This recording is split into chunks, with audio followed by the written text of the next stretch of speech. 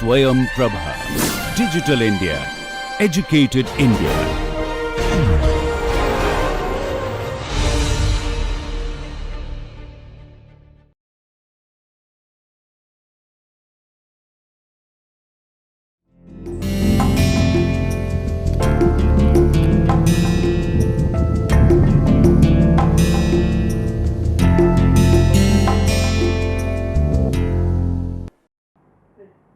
Hello, my name is Dr. Himanshu Tyagi. I am teaching this course titled Heat and Mass Transfer, and till now we have looked at conduction, we have completed, we have looked at fundamentals of convection as well as for external flows. Today we will start convection for internal flows.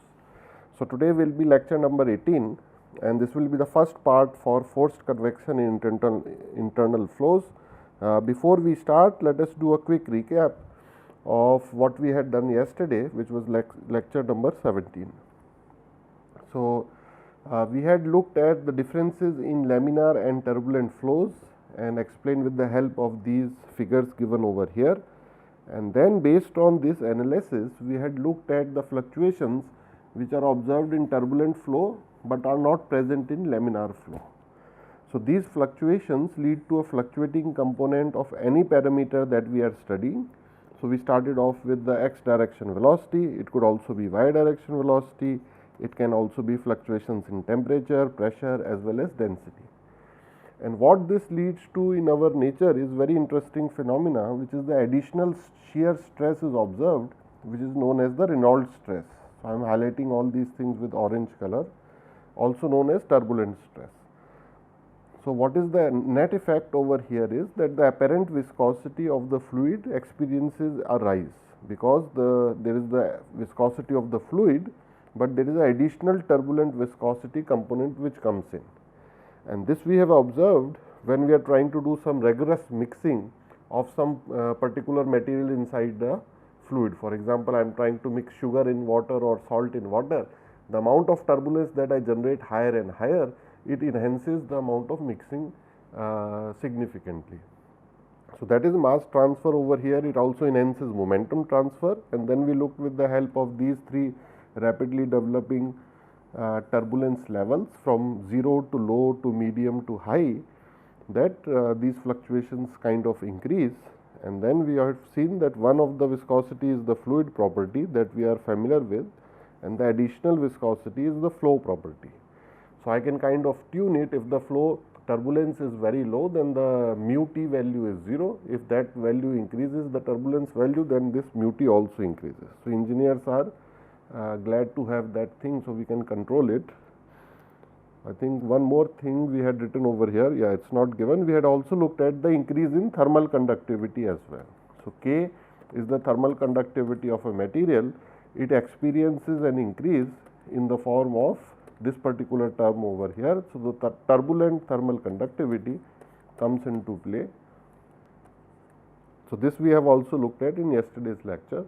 Then we went into lot of detail and looked into the forced convection for external flows. So, these are all the type of flow geometries that I had drawn yesterday. It could be flow over a flat plate, flow over a streamlined body or a bluff body like a sphere or cylinder. So, by external flow we are meaning that the body that we are interested in, whether it is the flat plate or a streamlined body, it could be a ball or a cylinder or a bat, that object is throughout surrounded by the fluid and the flow. So, it is submerged inside over there. The fluid can be liquid like water, it can be a vapor like or a gas like air as well. Then we looked at the effects of drag coefficient, and we had looked at their primarily two components. One is the friction component and the other one is the pressure component. Then we developed these relations for flat plate, and we looked at the average values of Cf for both laminar as well as the turbulent case. So, Cf, if we remember, is coefficient of friction, and similar analysis we did for heat transfer coefficient as well. So, we discussed the heat transfer coefficient for laminar and the turbulent case. So, instead of H we looked at Nusselt number over here, and H variation we have actually seen graphically that it suddenly increases from at x equals to 0, drastic drop is there, then in the transition it goes up again, and then in the turbulent region with distance it again goes down. Then we looked at very interesting phenomena of flow past some bluff bodies such as spheres and cylinders, and we looked at the issue of why do golf balls have dimples on them. So, for this we have used some animations to look at the flow regimes starting from very low Reynolds number for spheres, and then we moved on to large Reynolds number. So, as we have seen yesterday, when Reynolds number is low, the flow remains streamlined. Then we increase the Reynolds number, then some recirculating flow is obtained over here. So, these are kind of the vortex rings which are seen, and these are shown very clearly in this particular photograph. So, very beautiful photograph is given over here. Then at higher Reynolds number, these vortex rings develop into vortex loops, and these are horseshoe shape loops. That is what I had explained yesterday, and again very nice photographs are given, and this is an animation of the same Reynolds number. So, we can see the top view as well as the side view. So, these are all things we have covered in last lecture. Then we looked at the interesting phenomena of the critical Reynolds number, which is about 2 into 10 power 5, that how does the wake or the laminar boundary layer become turbulent boundary layer, and the size of this particular wake, here it was very large and here it has become relatively small. So, this reduction in wake leads to sudden dip in the drag coefficient, which is kind of like the non-dimensionalized form of the drag force given by this expression over here. So, we have seen both the case of spheres as well as for cylinders, there is a sudden decrease in the drag coefficient, and this is something that phenomena is used in order to make the golf ball very rough. The surface is put with lot of dimples, so that there is a drastic reduction in drag coefficient at the same Reynolds number. So, instead of having the golf ball, if it were smooth, it would have a drag coefficient value equivalent to A, which is kind of high. If you make it very rough, then the value becomes more than half of that. So, the drag coefficient goes down, which means the drag force goes down. So, if I hit two balls with the same effort, both will leave the stick with the same velocity, but the one which experiences less drag will travel further, the one which experiences more drag will travel to a shorter distance. And I think we concluded this particular section by looking at various Nusselt number correlations for cylinders of different type of cross section. So, it could be a circular cross section over here, sphere cross section, or hexagon, or even ellipse over here. And in all these cases, the beautiful thing is that Nusselt number takes this very simplistic form, where only the C, M and N coefficients we have to figure out with the help of this table, and it is obtained in any standard textbook on heat transfer. So, I think with that we have looked at what we looked last time. We will continue this discussion today. So, we are still on forced convection, but what we are going to do is we will look at the second part of the forced convection aspect, where instead of the fluid surrounding the object that we are interested in, it is the object which is surrounding the fluid that we are studying. So, instead of having external flow, we will have now internal flow. And there are very good examples of internal flows all around us. In all our homes, we usually have piped water coming in. In metropolitan cities now, even the gas, the LPG gas is coming through pipe, or it could be CNG, the pressurized natural gas. In our body also, we have the blood circulatory system, and I am taking breath after every few seconds. So, all those things are traveling in pipes and ducts through arteries and veins. So, those are all examples of internal flows. So, wherever the flow is actually being surrounded by a solid surface, we consider it to be an internal flow. So, what we are going to look at is, in internal flow, if some sort of a heating is taking place, I am providing some heat over here, what will happen to the temperature difference of this particular fluid? So, that is the analysis that we will start with. So, in very simple case, let us take a case from our daily life. Let us say we are in North India in extreme winter temperature, and usually the water that I get is about 10 degrees or even below that, because the temperature of the ambient is very low. So, I get very cold water, I do not want to take bath in very cold water.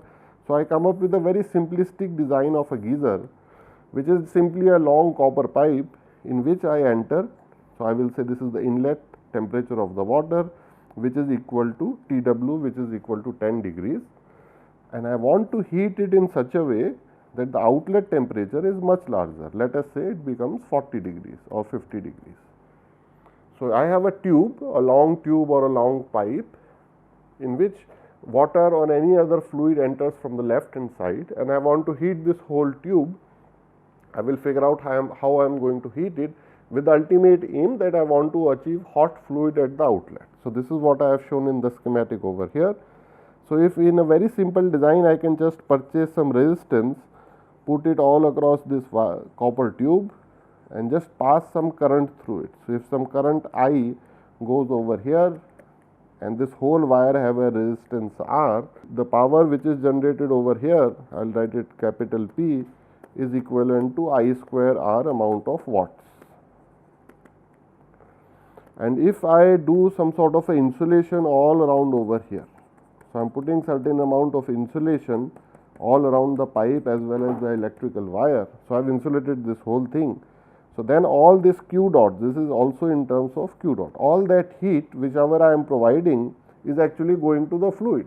So, what I have drawn over here is a very simplistic kind of a geyser. So, it is one of the cheapest way in which we can have it, but instead of having electrical heating, I can also have some sort of a combustion. I can burn some gas or some wood or some other combustible material in order to generate heat, and if that pipe is present above that particular flame, then the whole pipe is being uniformly heated, which means in a very simple way I can write the equation for this particular Q dot.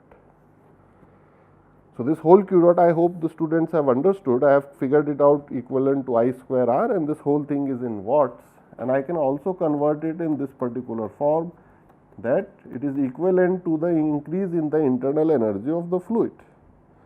So, if I write this subscript as TE, T exit, and the TI was T inlet, then maybe I can write it in this form. So, this is the simple way in which we are going to study this particular concept, but we are going to look at it in more details, which means this is a thermodynamic way that I have approached this particular problem. I figured out the amount of heat that we are giving in terms of the increase in temperature. Can we also write the whole thing in terms of heat transfer equation? For instance, can I write it in such a way that I am talking in terms of convective heat transfer multiplied by the surface area of this particular cylinder multiplied by some delta T should come over here. So, now I am converting this thermodynamic quantity into a convective heat transfer problem. So, I am writing it as convective heat transfer problem. Convective heat transfer problem. So, I may ask a question to the students that what is going to be the value of delta T in this particular problem over here. So, this is a problem for a simple geyser. What is going to be the value of delta T? That is my first question. Second question, what is going to be the value of H? So, I will ask AS is very easy. This area AS I can just write, it is pi d into L. So, if this diameter of the cylinder was d, the length of the cylinder was L, then AS is very easy to calculate. But I want to ask students about the value of H, the value of delta T. So, first question is what is the value of H, what is the value of delta T. Then more detailed question I will ask is H a function of X? Is delta T going to be a function of X? So, these are the type of details that we will start looking at now, and we will study this whole chapter under two different type of regimes. In the first regime that I will call as case 1, we will heat or cool a pipe in such a way that the heat flux is constant. So, Q dot S is going to be constant. And in case 2, this is another way we can study this particular problem. Here we are going to assume that the surface temperature of the pipe is going to be constant. So, I will give examples of both of them in just a few minutes, and then we will try and figure out how do we formally look at this whole. So, let us consider case 1 where we are considering that the heat flux that we are providing to this pipe is constant. So, what I am trying to do over here is that I am going to uniformly heat this particular pipe like I was doing on the previous slide, where I had wrapped the electrical wire around it. And what I am, the parameters that I am knowing, I know the mass flow rate of the fluid entering the pipe, I know the inlet temperature, and I want to figure out what is going to be the exit temperature. The diameter of the pipe is known to me, and the length of the pipe is also known to me. So, the first thing that I will do is, with the help of students, what I am going to do is I am going to figure out how is going to be the temperature of this particular fluid behave with X, which means I am trying to figure out if the inlet temperature is, let us say, 10 degrees and the exit temperature is, for instance, 50 degrees, and this is the center line point over here. If I am providing uniform heating, so this is something we will figure out very soon. So, if my inlet temperature is Ti, which is 10 degrees over here, and my exit temperature is Te, which is 50 degrees over here, and this is my length. So, I am going to mark a dot over here.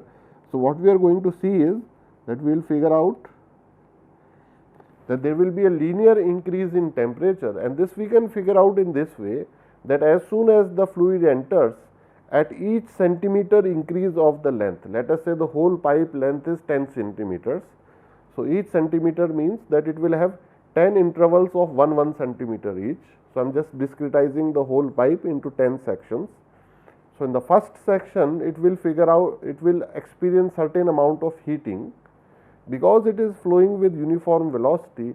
In all of these sections it will experience same amount of uniform heating.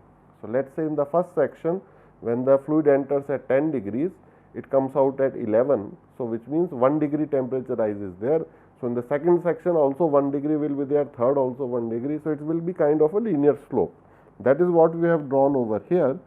So, this I am going to write is mean temperature of the fluid as a function of x, because we can clearly see it is changing with x, and it has to change because we are giving it continuously energy, and all that energy has to go into internal energy.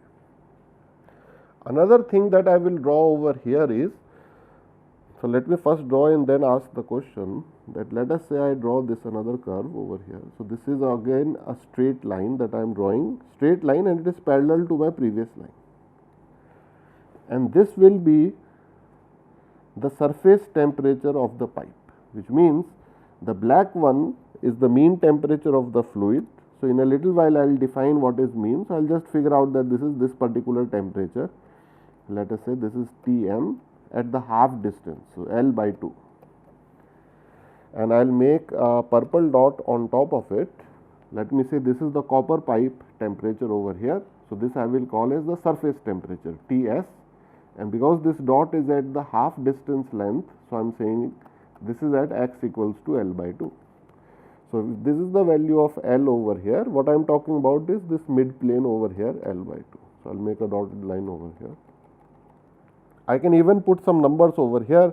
If my inlet temperature was 10 degree of the fluid, outlet temperature is 50 degree, then I can exactly calculate that at the midpoint the temperature is going to be 30 degree, which is simply 10 plus 50 divided by 2.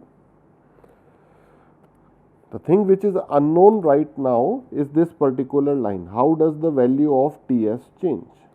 But are students convinced that Ts is going to change? So, even inside the copper wire, copper pipe, so it is, let us say length is 1 meter length of the copper pipe, then over there the value of the surface temperature is also increasing with distance. And why is there a gap between the surface temperature and delta and Tm? If I note this gap as delta T, and I write that this delta T is equal to Ts minus Tm at any given value of x. I think this delta T is because of convection, because we have been studying in all the forced convection examples. If I can draw on the right hand side over here, If the surface temperature is Ts and the fluid which is flowing here is T infinity, there has to be a delta T. So, in this case Ts is greater than T infinity.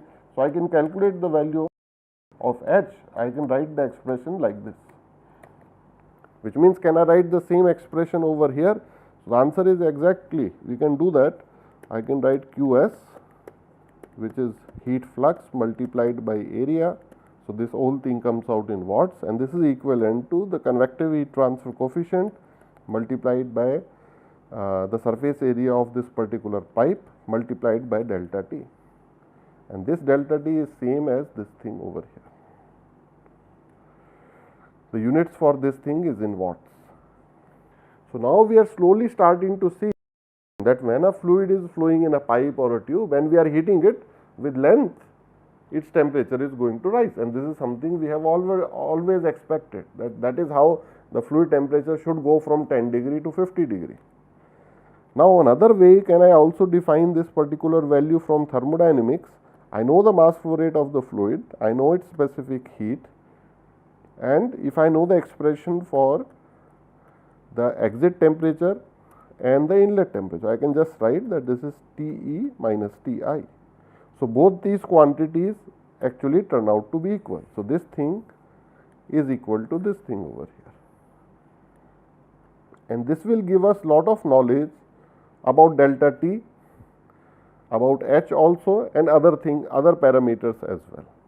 So, there are a lot of things that we will study. So, this is a simplistic case that I have just shown in the beginning of this particular chapter. This particular case 1 we will study in lot of detail later on, and what other things that we will learn that we do not know over here. For instance, I do not know the value of H. So, what are the unknowns for me? The first unknown is what is the value of H. Second unknown is what is the value of delta T. How will Tm vary with X? Tm will vary with X, this we have seen over here. How will it vary? Linearly or other parameter, and then similarly, how will Tx vary with X? What will be the Nusselt number for this particular case? What will be the, if I know the inlet temperature, what will be the exit temperature?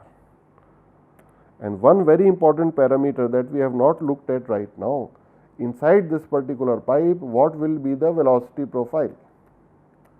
So, if I put some coordinates on my diagram back over here, so I will say this is the r direction and this is the x direction. What is the value of urx? And more importantly, what is the value of the fluid temperature, Trx?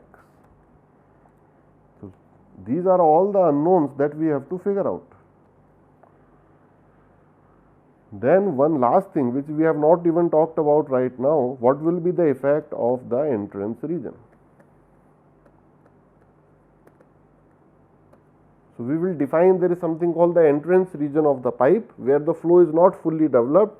So, in that entrance region the flow behaves slightly different, and then once it becomes fully developed, then the velocity profile, temperature profile, it becomes much more easier to calculate and much more simple. So, these are all the things that we will study in this particular chapter, but do not be afraid of all these question marks I have put over here. It will come out very simply just by looking at these two diagrams over here. So, we will just look at the flow which is taking place inside the tube. We will look at the temperature profile. So, I will put a star here and star here, and with the help of equations as simple as these, we will try and figure out how do we solve for all this particular case. So, I hope everybody is understanding in which direction we are going. Now, we have looked at case 1. Very quickly we will look at case 2 also. So, what was case 2? So, here we are keeping the surface temperature as constant. So, I will again draw the same pipe over here. The diameter is d, length is L. I can put the coordinate system over here. So, this is x direction, this is r direction. The inlet temperature of the fluid is known to me. Let us say same value I am taking. This time, how am I heating this pipe? Again I am heating the pipe because the fluid is cold, but I am heating it in such a way that throughout the temperature is constant. Let me assume a value over here 80 degrees. And it is the same problem as earlier, that I want to take water in order to take bath from 10 degrees, I want to increase it to 50 degrees. You can see the same problem on previous slide. We have taken the fluid from 10 degree, heated it to 50 degree. The way we have heated is wrapped some electrical resistance around it. So, electrical resistance will give I square R heating. If it is wrapped around very uniformly, then the whole length at each section it will give uniform heating. On the other hand, I can also heat it in different way. How do I make, so for having constant heat flux, one of the ways is electrical heating. In order to achieve constant surface temperature, can students think that in what way in real life are there surfaces whose temperature always remains same? And I can answer it in a very simple way. In all our kitchen, we are experiencing sometimes the boiling is taking place when we are making tea and coffee. So, whenever boiling is taking place, before it the pan temperature, the inner temperature of the pan can be less because water has not reached 100 degree. But once boiling starts, so until the water disappears, that particular surface very close to 100 we are having temperature. So, the trick here is having some phase change taking place. So, if boiling is taking place, condensation is taking place, then we can figure out the precise temperature. So, if steam is condensing on top of this particular pipe, so then I will modify the temperature over here. Let me not make it 80 degree, I will make it 100 degree. So, steam condenses at 100 degree when the pressure is 1 atmosphere. So, if we have that condensation taking place on top of the copper tube, so the whole tube, the starting part, middle part, end part, throughout the temperature will be 100 degree on the outside, because there the steam is condensing, which means I can draw the temperature profile in this case also. So, again the length is L, I will put L over here. Steam condensing temperature Ts is 100 degree. So, that remains constant. So, I have to put a straight line over here. What is the inlet temperature? 10 degrees. So, I have to put here T inlet is 10 degree. In middle somewhere it will be T exit is 50 degree. Now, 50 degree will be here, 10 degree is here. Now, the question which I will ask students is, how will the temperature profile here look like? Will it be like this, straight line? Will it be curved like this? So, this is curve 1, this is curve 2, or it will look like this, curve 3. So, we will learn in this particular chapter that always it will be like curve 3. So, these two I will cancel out. So, this is the correct way in which it will go. Initially, it will, the temperature of the fluid will increase very fast. So, this I am showing with the arrow over here, which means by the time it crosses this middle point. So, in the previous example, in middle point, what was the temperature? You remember? It was 30 degrees, because we have just taken arithmetic mean, because in linear line I can take arithmetic mean 50 plus 10 divided by 230. Here it will not be 30, it will, if it was 30, the midpoint it would be somewhere over here, 30 should be here, but here it will be, temperature will be much higher. So, if I can just put some number over here, maybe it will be 40 degree. I am just putting some imaginary numbers, I have not done that calculation yet, but we will figure out now. This is a very interesting thing, that instead of looking at the subjective numbers or qualitative figuring it out, can we put exact precise number? And the answer is yes. That is what we will learn in this particular chapter. So, here again we will write same equations and as in the last case. So, can I write both these equations over here? So, answer is yes. I will write the same equation over here. This is m dot Cp Te minus Ti. So, this thing is general, it will be always true whatever type of heating we are having. Now, the interesting part comes, how will I write this particular thing? And how will I define this delta T? This delta T is essentially some difference between the surface temperature and the fluid mean temperature.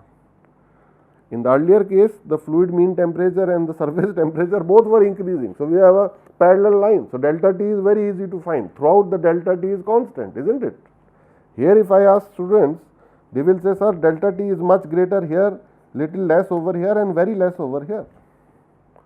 So, we will also figure out, so these are the questions that we will figure out, how to define delta T in this case number 2, because it was very easy to define in case number 1. How do we find exit temperature? Next question. How do we find the value of H? How do we find temperature of the fluid as a function of X? because this curve that we are seeing over here, it kind of a very unique curve, it is not a linear curve. So, how does it change with x? So, these are very interesting questions. Now, what is the value of Nusselt number over here? So, all these questions we have asked on the previous slide, all these unknowns, we will have to ask the same thing over here. How will velocity vary with the function of radius, radial direction and the x direction? How will temperature vary over here, and what will be the effect of the entrance region?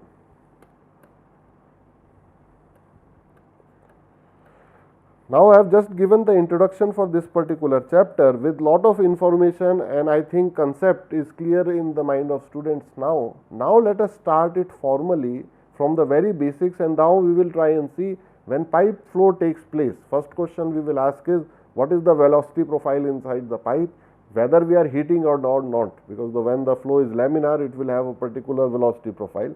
Once we start heating it, what is the temperature profile inside the pipe, how much is the pressure drop, how much is the heat transfer coefficient.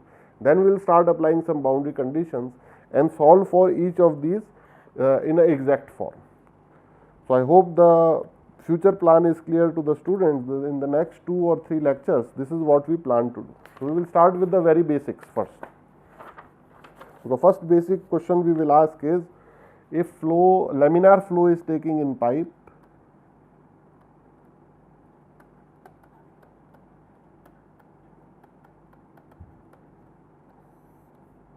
what is the value of the average velocity? Which means, let us look at the flow taking place in this particular pipe. If it is fully developed flow, then we know that parabolic profile is obtained. This we have studied in fluid mechanics course, all of us. So, this is the x axis, this is the r axis over here. So, let me put arrows. So, this what I am drawing in a parabolic profile is known as the velocity profile. So, I am drawing the velocity profile over here, and everyone can see this blue curve looks like a parabola.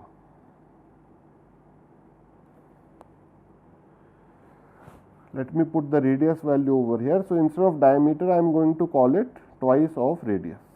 So, we can figure out this whole diameter is 2 r naught. So, the radius of this pipe is r naught. This particular velocity profile I will represent as u as a function of r, and we are considering the fully developed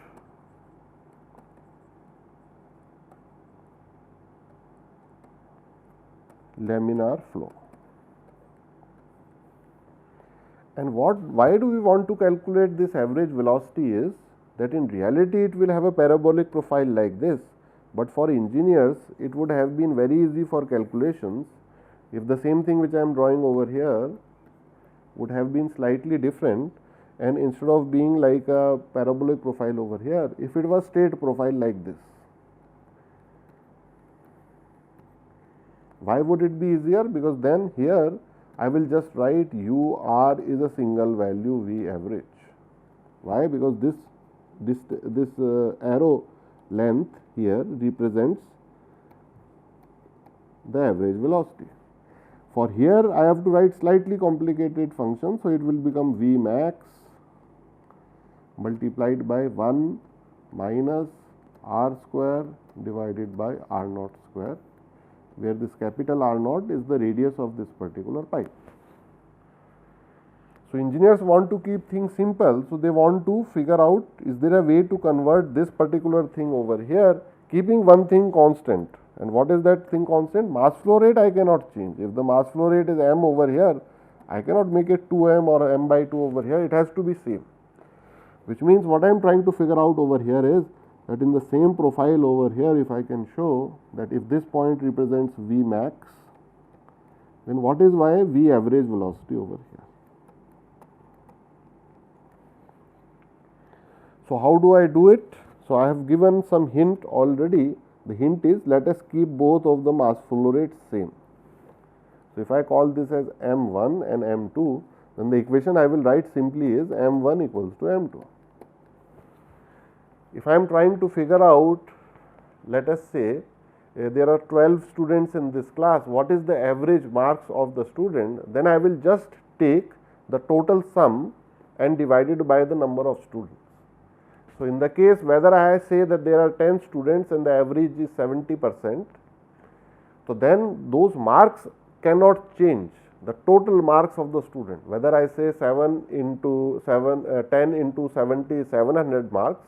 So, if I add the actual marks of those 10 students, that should also come out to be 700. That is what I am trying to show over here, that whatever profile I assume, whether it is the uniform profile or the actual laminar profile, mass flow rate I am not changing. So, what is m dot 1? That I can write over here. M dot is usually given as rho. So, let me write m dot 2 first. So, now I am writing m dot 2 because it is very easy to write, isn't it?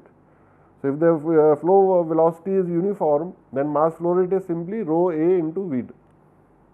So, simply it is rho A into V, which means I can say density. And what is the area over here? This is the cross sectional area, right. So, this I will write as AC, cross sectional area. So, in this particular case, cross sectional area is simply pi r naught square, because the cross section of these circular pipes is a circle. And what is the velocity over here? It is V average.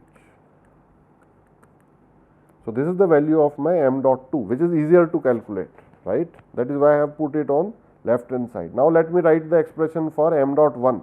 M dot 1 I cannot get directly like this, I will have to do certain integrations. Why? Because u is actually changing with r, like you can see over here. So, here I cannot write rho A into V, here I have to write rho, instead of area I have to write delta A,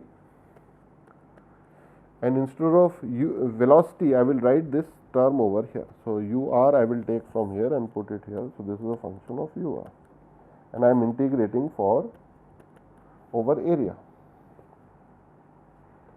Is this point clear? Okay, good. Now, what we are going to do is solve this particular thing for V average. So, this is the parameter that I want to calculate from this particular equation. So, let us go ahead and solve it. So, we can do it very easily actually, it is not difficult. So, left hand side remains same, rho AC into V average, and the right hand side, instead of integrating over area, I can integrate over radius. How do I do that? Rho, and dA I can convert perhaps. So, let me write over here that dAc, how can I write it in terms of radius? So, this is simply 2 into pi into r multiplied by differential area, radius dr. So, this is what I am going to substitute over here. So, I will get 2 pi r dr, and instead of ur, I am now going to substitute this thing over here. So, for the time being I will write ur, but later on I will substitute it. Okay. Now, I solve for V average. What do I get? I get this long integral. By the way, densities I can cancel because I am considering incompressible flow. So, density is not changing with distance or time. 2 pi will come outside of this particular bracket. So, I can write that over here is 2 pi, and by the way here if I am integrating over radius, I am integrating from 0 to r naught, and then what I get over here is r ur into dr, and I am integrating from 0 to radius, and my denominator becomes AC, and AC value I already have over here. So, instead of writing a cross sectional area AC, I can write pi r square. So, my pi also gets cancelled out. All I need to do now is substitute this thing in over here. So, let me go ahead and do that. So, our equation becomes something like this: r multiplied by V max multiplied by 1 minus r square, capital R square dr, and 0 to r naught. So, this full integration I will leave to the students because it is very straightforward. This thing is a constant, it will come outside over here. So, what we will get ultimately, if we do this particular thing, we get very interesting result. We get simply, because all the radius will get cancelled out, V average is V max divided by 2. See how beautiful it comes out, which means that if you have a parabolic flow profile like we have in the laminar case, then the average velocity is simply half of that of the Vmax, and that I can show in this diagram as well. So, if my Vx dot is over here, so then V average is simply half of that. I can see that over here. If this length over here, I will just take half of that, and this is how we will get the value of V average. So, this turns out to be a very nice result over here. Now, let us try and see. So, this is something that we have started with over here. We wanted to figure out what is the average velocity for a laminar flow in pipe. Now, I can ask the same question, but with additional variation in temperature as well, which means what is, again I am considering laminar flow in pipe. So, the question now I will ask is, what is the average temperature in the pipe? And then students may ask that what does average temperature mean over here. So, let me show the temperature profile. So, I am heating this fluid which is flowing inside this pipe.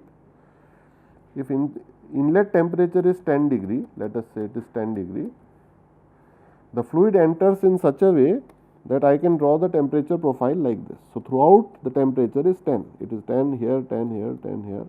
I cannot put arrow because temperature is not a vector quantity, I cannot show direction, but this length over here, this represents the length equivalent to 10 degrees. That is what I am showing.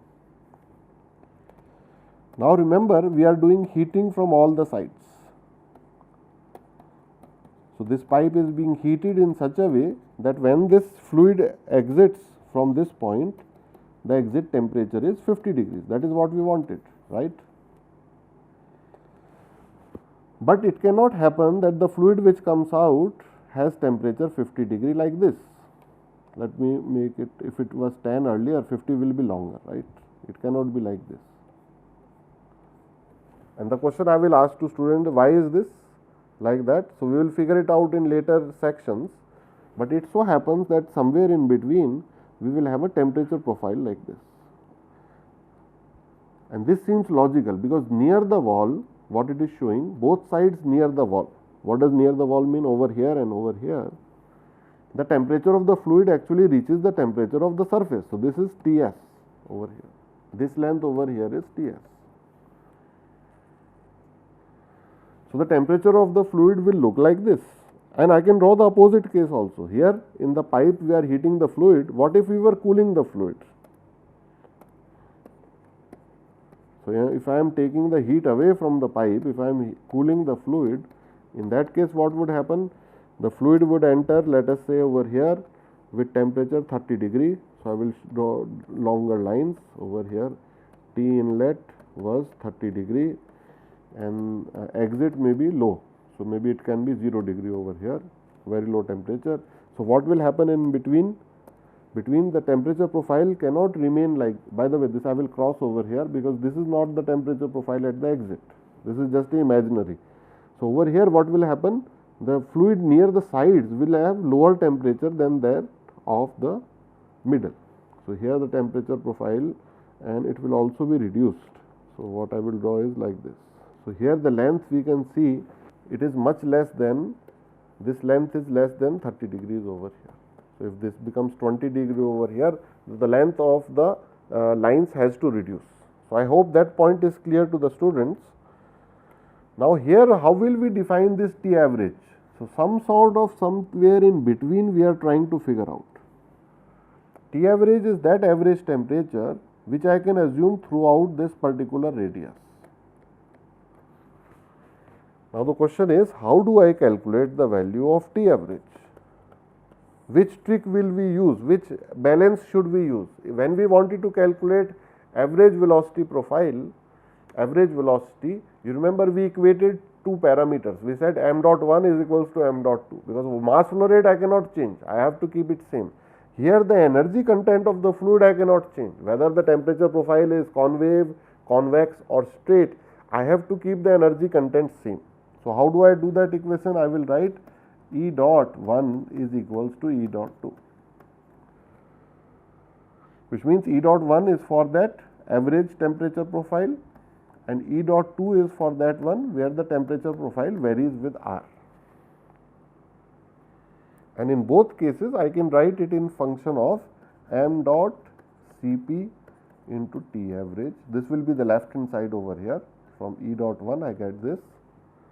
On the right hand side I cannot write this expression directly, because on the right hand side temperature is now a function of R.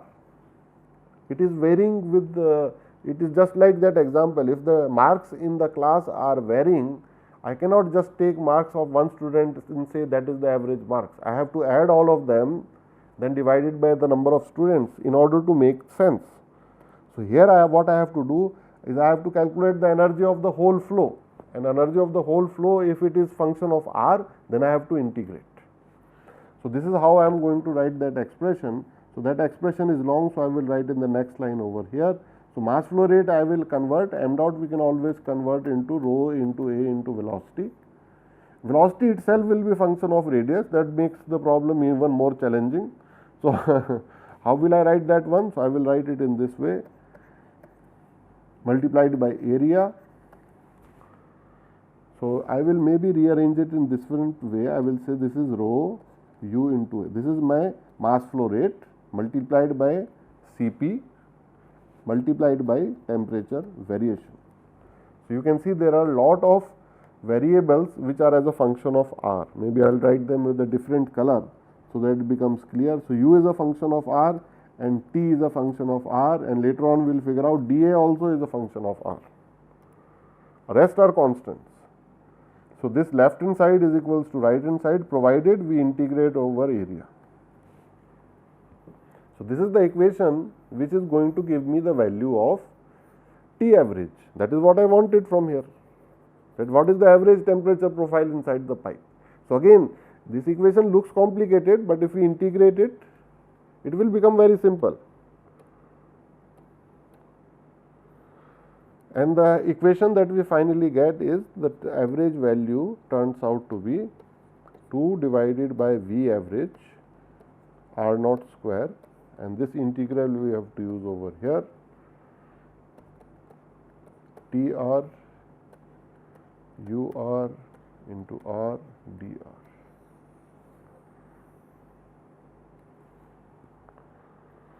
So, this is we have not still fully solved it, but over here now we are going to figure out how does the temperature actually varies with R. So, that we have not figured out yet, we will figure out in two more next sections. Once we figure it out, we will plug that value in over here, and then we will be able to solve for T average. I hope this point is clear up till over here. So, this was something that we have to figure out these expressions in order to learn what are the complicated things which are coming in the next lecture. So, this will become very interesting in next lecture. Let me define one more parameter. One is the critical Reynolds number. So, we have already looked in the earlier case that if we have laminar flow at high Reynolds number, it can also turn turbulent. So, let us see inside the pipes and tubes also what is the Reynolds number at which it becomes turbulent. So, that is Reynolds number greater than 2300. So, this is greater than sign over here. If the Reynolds number is higher than 2300, we can say that it is turbulent, and the way we will define it over here will be with the help of this diameter over here. So, we will say Reynolds number for internal flow is defined as V average, because we have to take average velocity. In reality, the velocity is a function of R. So, if you have a velocity profile over here, something like this, so which velocity we will take? We have to take the average velocity multiplied by hydraulic diameter divided by kinematic viscosity. So, this dH is the hydraulic diameter,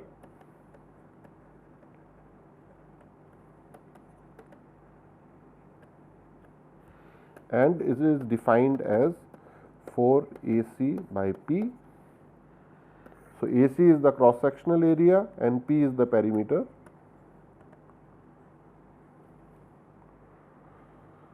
Which means for circular pipes, we can quickly do this calculation.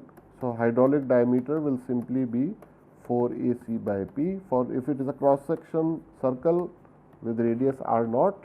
So, what is the cross sectional area? Pi R naught square, perimeter 2 pi R naught. So, a lot of things get cancelled out, we get it is R naught, which is equals to D. So, for a pipe, it turns out both the hydraulic diameter as well as the simple diameter is same. So, this is something that we have looked at just to figure out what is the definition for the critical Reynolds number and how do we use the diameter in this particular case. Now, let us start with one of the very interesting concepts, which is the entrance length. So, for this I will use this new sheet over here. Let us look at entrance length. So, ENTRANCE, entrance length. And what do we mean by entrance length? Let us see it graphically over here. So, I will draw a long pipe over here, and this is the center line over here, and I will put the coordinate systems as well. So, over here it is x axis, r axis. So, as we have seen in the previous sections related to the velocity boundary layer. So, we are talking about the velocity boundary layer. On the bottom surface, that velocity boundary layer will start to form. And students may remember what that velocity boundary layer thickness we have kept as was delta x. And what does the velocity profile inside this boundary layer look like? Maybe I will draw it over here. So, in the free stream region, it is the free, and below that then there is some sort of a curve which is shown over here. I think with this students will remember and link it with the previous lectures, and similarly a boundary layer will form from the top side as well. So, these both are velocity boundary layers, and this length where they actually meet, this whole zone is known as the hydrodynamic entrance region. Hydrodynamic entrance region, and this length is given as LH. So, this length over here is known as LH, and this is known as the entrance length.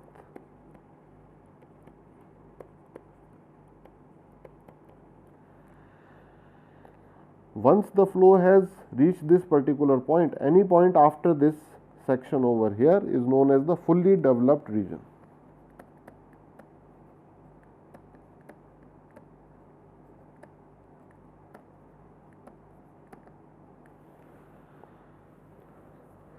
What is so important in the fully developed region is that most of the properties over here, let us talk in terms of the velocity in the x direction, its gradient with x becomes 0. In other words, if we move along the pipe, the velocity profile will still vary with r, which means it could have a parabolic profile, or for turbulent case it can have a different type of a profile. So, at any given value of x in r direction, the u velocity component can be different.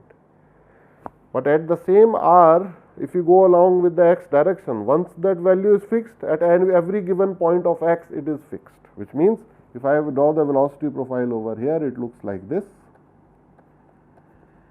What this equation over here tells me, at this point over here, velocity profile cannot become like this.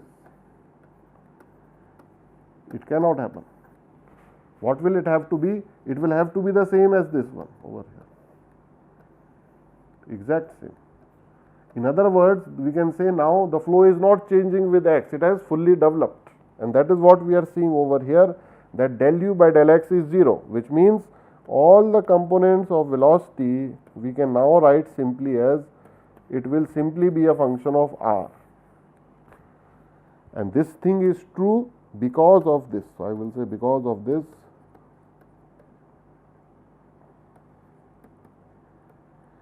we can simplify u. Instead of writing u is a function of r and x, we will simply write u is a function of r. But please remember, this is only true in the fully developed region. In this region, u is function of both r and x. Or maybe I will read the other way around, that u is a function of r and x. which means I was drawing over here. If the inlet velocity profile, usually when it flow enters the pipe, the inlet velocity profile is uniform. Sorry, because in this region over here, inlet region, there is no boundary layer because there is no pipe over there.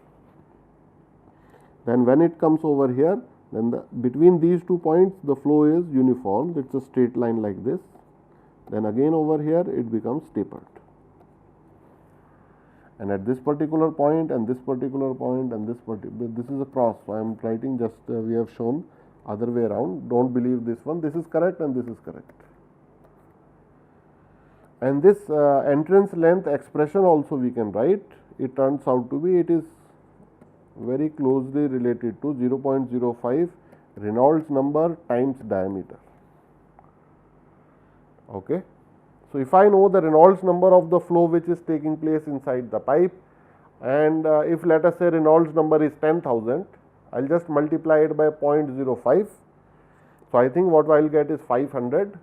So, 500 times the diameter. So, if the diameter of the pipe is 1 inch, then I am looking at 500 inches. So, it could be almost like 13 or 14 feet. So, that part is all the entrance region. After that, if the pipe is long for 10, 20, 30 meter, then throughout it is fully developed. And all this thing that we are talking about in this particular slide is just for first case, which is the hydrodynamic length. So, that I will write over here.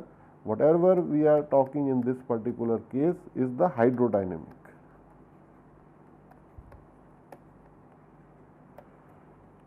And why am I calling it case 1? When we return for the next lecture, then we will do the same thing for case 2 also, and there we will talk about the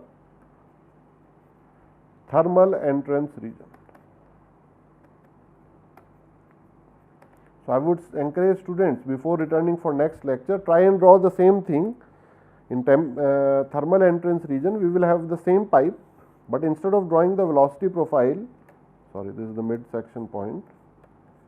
Instead of drawing the velocity profile, what I am going to draw over here is temperature profile. How does temperature change with R and X? So, this is something that we will do in the future upcoming lecture. I think today's lecture we will stop over here, but before we stop, let us quickly look what we have done so far very quickly. So, we started off very important and interesting topic today, which is forced convection in internal flows. So, I think this is very interesting, because there are a lot of applications I had talked about, that in geysers and other places, that wherever the natural gas is being pumped in inside our body, also blood flow and air circulation, all of these are internal flows which is surrounded by some solid surface. Then we have looked at the very interesting profile, how does temperature increase with distance for the first case where the heat flux is constant. So, here this pipe given over here, we are heating it uniformly, maybe through resistive heating, and then we figured out in a simple way that this is how the temperature profile is linearly increasing, but there are so many unknowns over here. So, these are unknowns are motivating us to figure out what are the details of this particular problem, so that all of these we will be able to answer in the next few lectures. Same thing we did for the second case, where instead of doing the heating with uniform heat flux, we are maybe condensing some sort of steam or other thing in such a way that it takes place at uniform temperature. Then the temperature profile we are seeing is not linear, it is rather increasing. So, we again over here, these are unknowns that we will figure out. Then we figured out how do we calculate the average velocity profile, average velocity inside the pipe, average temperature, we have looked at the expression over here, and then we have looked at the critical Reynolds number, RE critical, where the flow turns turbulent from laminar inside a pipe. And then last topic that we have looked today is the hydrodynamic region, and here we have looked at the entrance length concept of fully developed flow. So, with that I conclude this particular lecture. Once we come back next time, we will look at the thermal entrance region. Thank you very much.